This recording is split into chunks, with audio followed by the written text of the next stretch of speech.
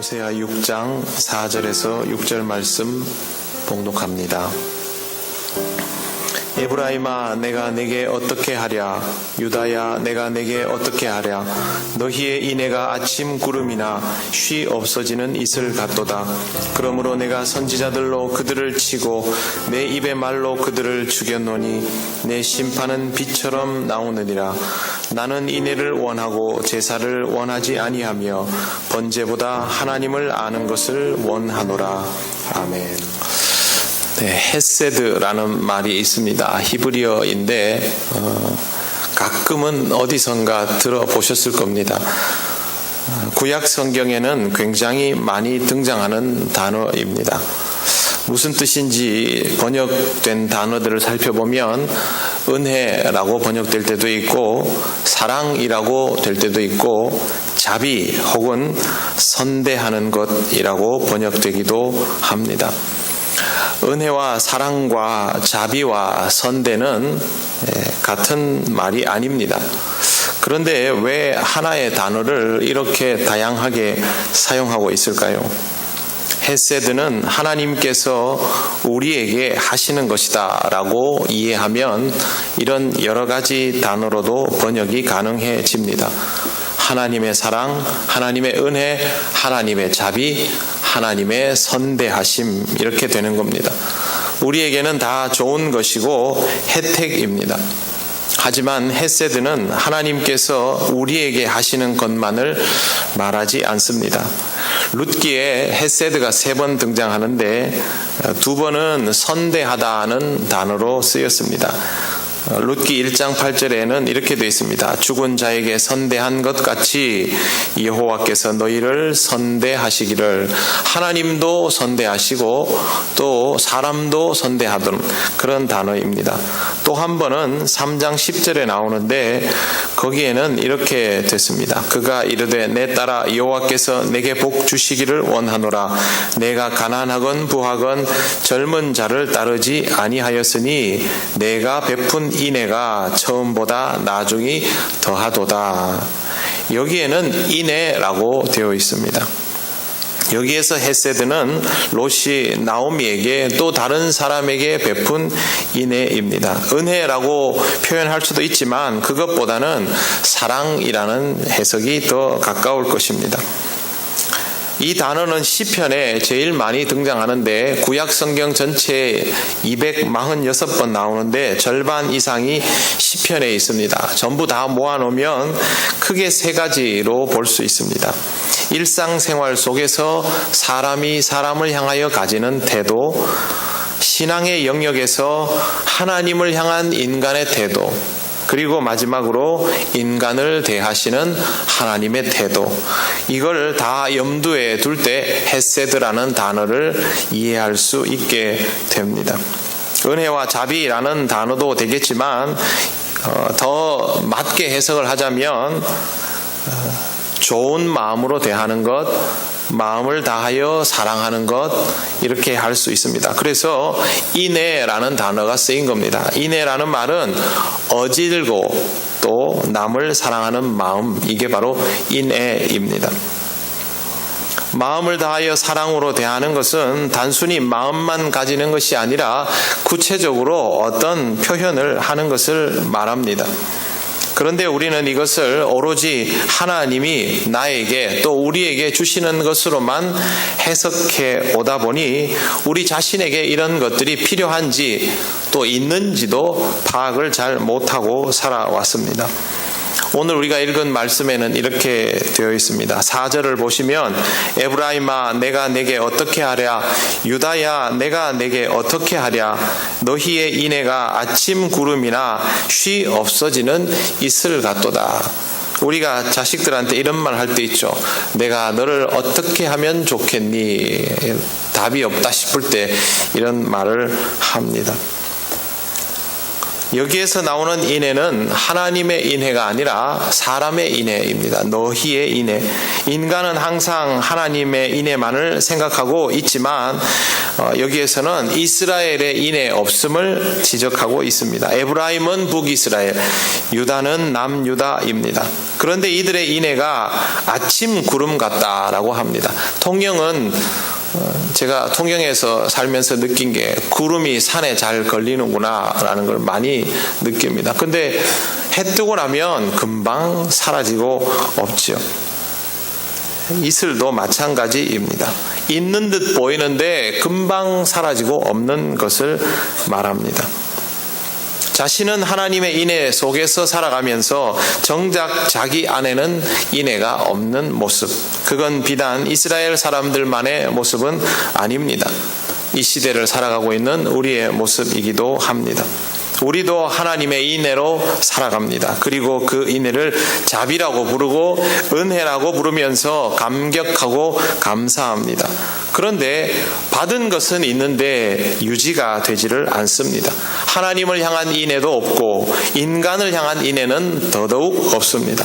사랑을 그렇게 받으면서도 사랑이 무엇인지도 잘 모르고 사랑에 어떻게 화답해야 하는지도 모릅니다. 입장 바꿔놓고 보면 하나님 입장에서는 굉장히 답답한 상황입니다. 하나님은 인애가 없는 이스라엘과 유다를 위하여 어떤 일을 하셨을까요? 호세아서는 그걸 잘 알려주고 있습니다. 하나님께서 하나님의 뜻을 선포하도록 세워놓은 선지자 한 사람을 통해서 이것을 깨닫게 하십니다. 어느 날 하나님은 호세아를 불러서 결혼을 시킵니다. 그런데 1장 2절에 이렇게 되어 있습니다. 너는 가서 음란한 여자를 맞이하여 음란한 자식을 낳으라. 이 나라가 여호와를 떠나 크게 음란함이니라. 무슨 결혼을 이렇게 합니까? 호세아는 하나님께 강요당해서 결혼을 하게 됩니다. 영문도 모르고 결혼을 당한 것이죠. 이건 결혼을 한 것이 아니죠. 사랑하는 사람과 결혼을 한 것도 아니고 일방적으로 했으니 당한 것이 맞습니다. 그리고 이렇게 결혼을 해서 아이를 셋이나 낳았습니다. 성경에 보면 실제로 다자녀인 경우가 그리 많지 않습니다. 그런데 셋이라는 숫자는 동양에서 또 중동 지방도 마찬가지지만 이 정도면 족하다라는 의미가 있습니다. 그런데 아이 셋의 이름이 정말 얄궂습니다. 첫째는 이스르엘입니다. 이 이름은 이스라엘 골짜기에서 이스라엘의 활이 꺾어질 것이다 라는 것을 떠올릴 수 있는 이름입니다. 두 번째는 로루하마입니다. 긍휼히 여김을 받을 수 없다. 앞으로도 하나님의 긍휼히 여김을 받을 수 없다. 우리는 아이들 이름 이렇게 짓지 않죠. 잘 못되더라도 잘 돼보라고 이름 짓는데 이건 처음부터 안 될 이름들입니다. 마지막은 로암미입니다. 내 백성이 아니다. 얼마나 부정적이면 이렇게 이름이 지어집니까? 함께 있을 이유가 없는데 하나님은 함께 살아가도록 하셨고 애도 셋이나 낳게 되었고 보통 잘 안 맞아도 이렇게 애 셋 정도 낳으면 적당히 정이 들면서 자리가 잡히고 그러려니 하면서 삽니다. 그런데 문제가 터집니다. 아내가 애를 셋이나 낳고 집을 나가 버립니다. 이러면 되돌릴 수 없습니다. 함께 살아갈 이유도 없습니다. 그런데 하나님은 이렇게 말씀하셨습니다. 호세아 3장 1절에 이렇게 되어 있습니다. 여호와께서 내게 이르시되 이스라엘 자손이 다른 신을 섬기고 건포도 과자를 즐길지라도 여호와가 그들을 사랑하나니 너는 또 가서 타인의 사랑을 받아 음녀가 된 그 여자를 사랑하라 하시기로. 사랑하라 그랬지 다른 얘기는 없습니다. 말도 안 되는 얘기이지요. 우리 입장에서 보면 사랑하면 어떻게 해야 될까요? 사랑하면 어디 가서라도 찾을 겁니다. 기어이 데리고 올 겁니다. 그런 마음을 가지라는 의미로 하나님은 말씀하셨습니다.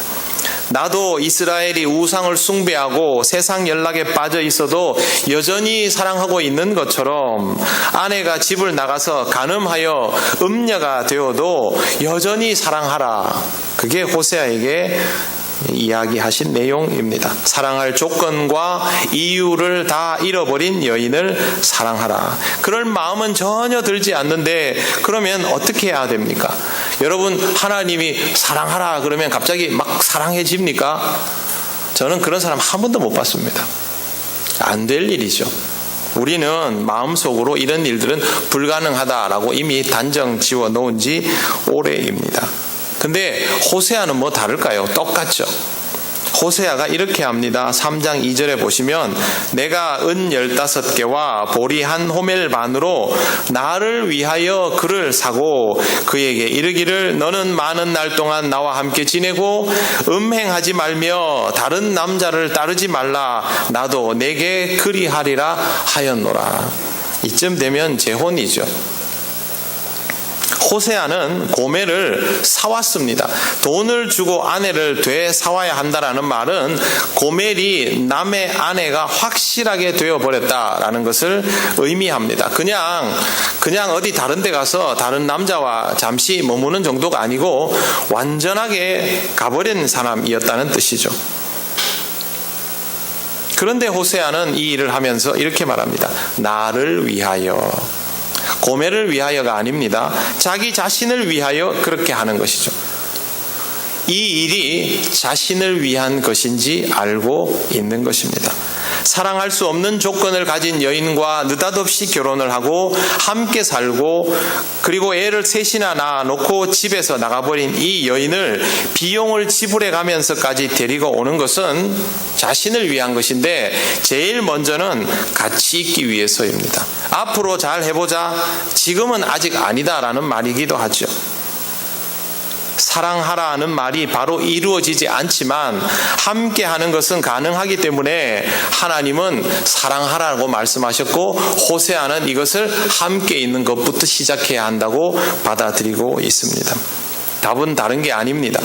사랑하면 함께 하는 것이 아니라 함께 하면 사랑하게 되는 것입니다. 사랑하면 함께 하는 건 누구나 다 하는 것이죠.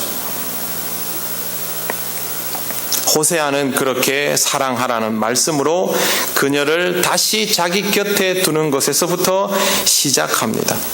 이것이 현실적으로 우리가 하나님의 뜻을 받아들이는 방법입니다.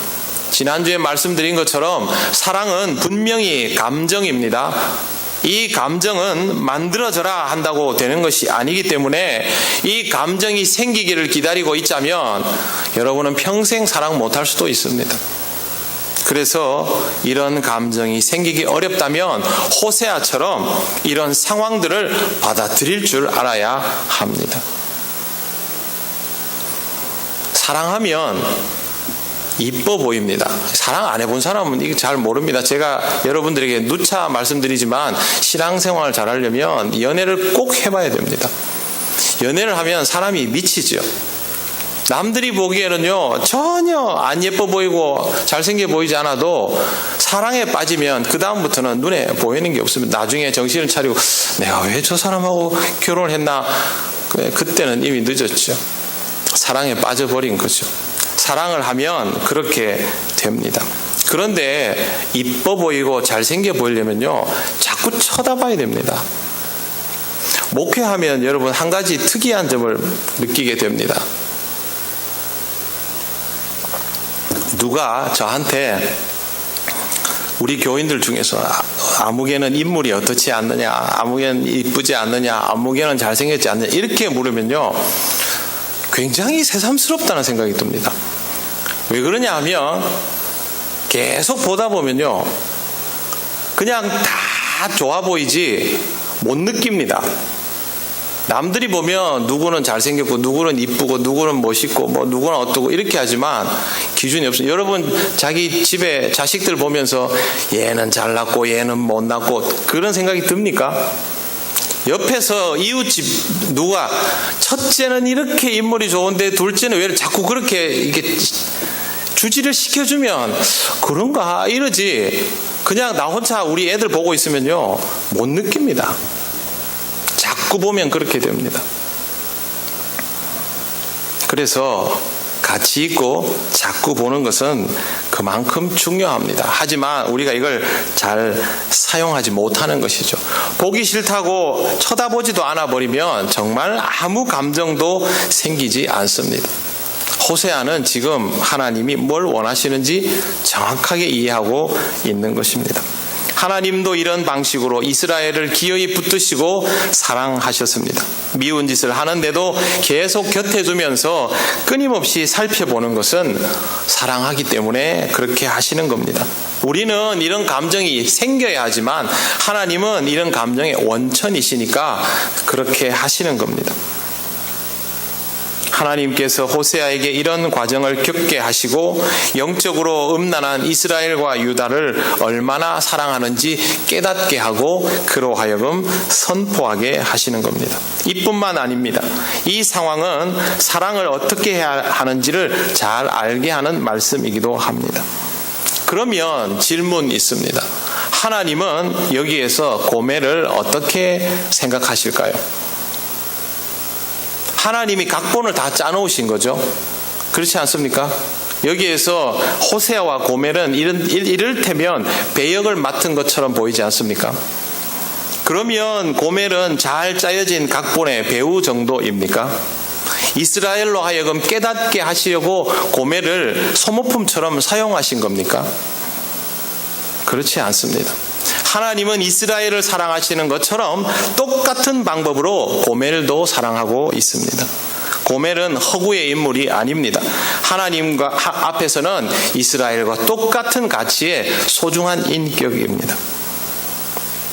호세아도 고멜을 보면서 하나님이 사랑하라고 했으니 그렇게 해야지, 그렇게 받아들이고는 이렇게 못합니다.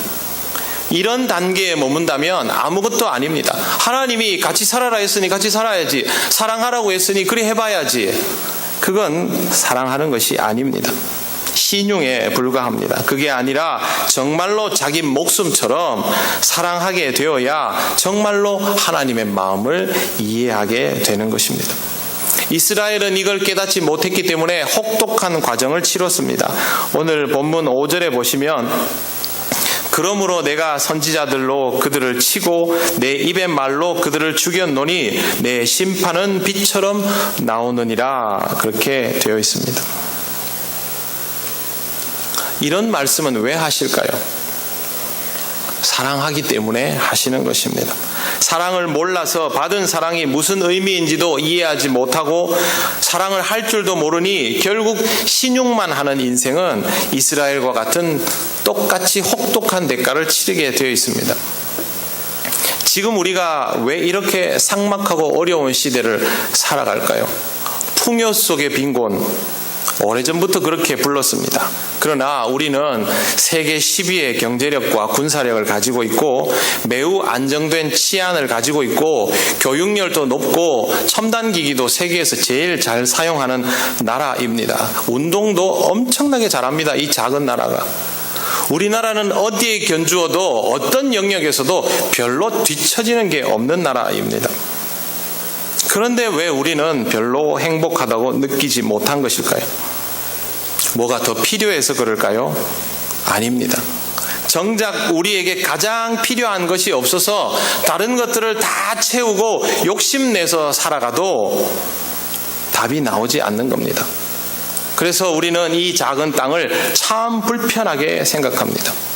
그리스도인들이 그렇게 많이 살고 있는데도 우리는 지금 하나님께서 주시는 혹독한 시간을 감당하고 있는 것입니다.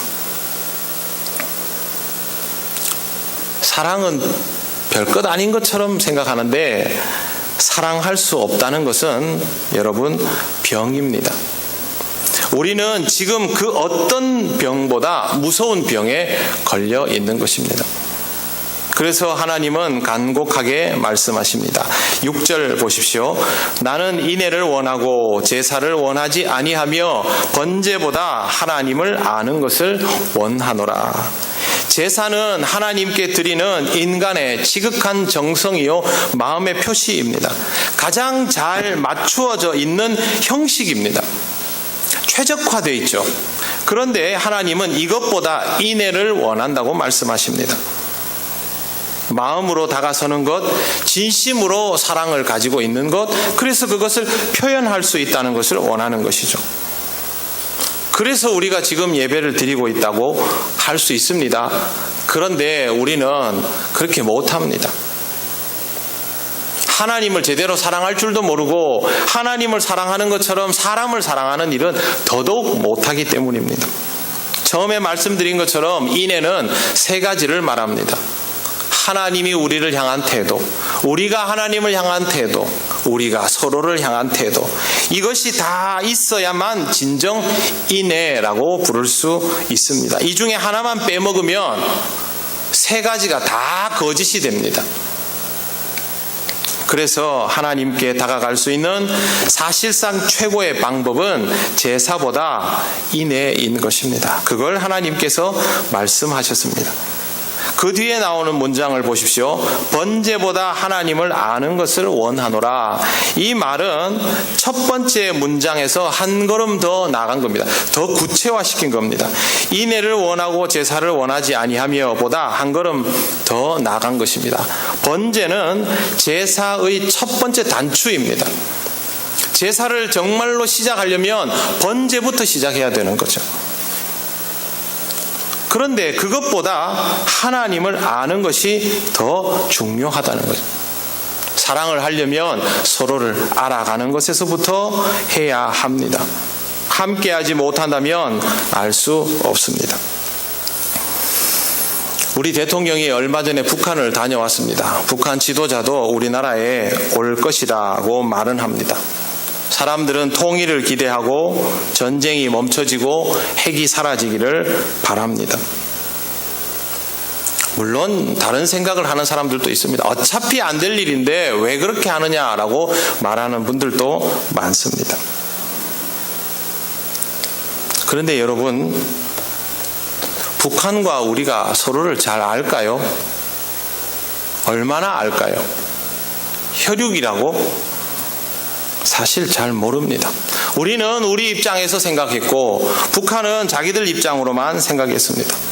그런 우리가 만나면 하루아침에 핵이 없어지고 전쟁이 없어지고 통일이 이루어지고, 그건요 우물가에서 숭늉 찾는 격입니다. 우리와 북한은 이미 65년 이상을 떨어져 지냈습니다. 그때 갈라진 당사자들은 이미 많이 세상을 떠났습니다. 그 다음 세대들의 만남이 사실상 이루어지고 있다고 해도 과언이 아닙니다. 부모는 아버지는 형제였습니다. 그런데 자식들은 한 번도 본 적이 없습니다. 그러다가 70년 만에 만났습니다. 익숙하겠습니까? 얼굴은 닮았겠죠. 그만큼 낯선 사이입니다. 어색한 것은 당연합니다.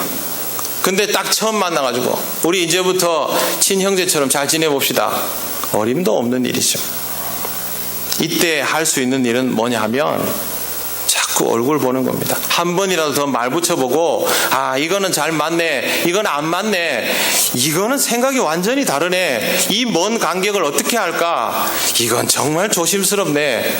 그때 알아가는 것이죠. 그런 의미에서 얼굴을 마주 대하는 일은 그만큼 중요하다고 생각합니다. 만나지도 않고 함께 하지도 않고서는 정말 아무것도 할 수 있는 일이 없습니다. 사랑과 인애는 그래서 함께 하는 것, 서로를 알아가는 것, 그렇게 하기 위해서 어색하고 불편한 상황에서도 자꾸 같이 있어 보는 것에서부터 출발할 수 있습니다. 말로만 사랑 그러면 뭐합니까?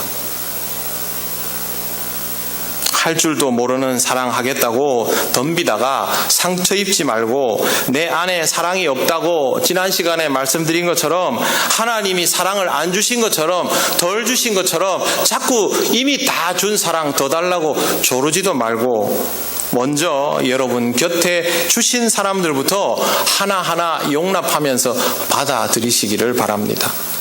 자꾸 가리지 마십시오. 제일 먼저 집에서부터 교회에서부터 시작해야 됩니다. 교회에서 옆에 있는 사람들 보면서 판단 자꾸 하지 마시고 그 사람의 행동을 보면서 그 사람의 이유들을 알아가는 것이 우선 필요합니다.